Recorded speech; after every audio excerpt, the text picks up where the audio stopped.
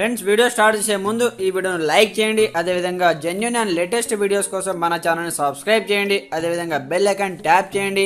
మీకు all notification వస్తుంది, all పైన ట్యాప్ చేయండి.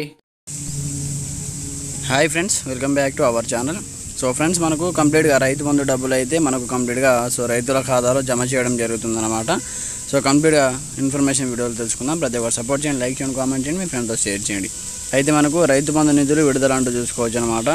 సో రైతు బంధు భరోసా అంటే మనకు రైతు భరోసా డబ్బులు 2000 కోట్ల నిధులను రాష్ట్ర ప్రభుత్వం నుండి విడుదల చేసింది.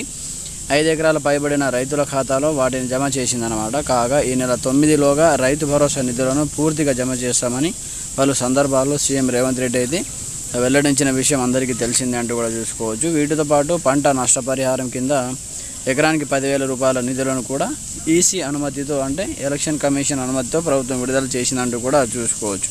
అయితే మొత్తానికి మనకు మనకు ఈ 9వ తేదీలోపు కంప్లీట్గా రైతు బంధు డబ్బులు 5 ఎకరాల పైన ఉన్న వారికి కూడా 6 ఎకరాల పైన ఉన్న వారికి కూడా డబ్బులు అయితే జమ చేయడం జరుగుతుందంటూ కూడా చెప్పడం జరిగింది. కాబట్టి మీ యొక్క అకౌంట్లో ఎవరెవరికి ఎన్ని ఎకరాల వరకు డబ్బు అయితే క్రెడిట్ కావడం జరిగింది, మీ యొక్క అకౌంట్లో జమ కావడం జరిగింది. కంప్లీట్ ఇన్ఫర్మేషన్ కింద కామెంట్ సెక్షన్లో కామెంట్ చేయండి.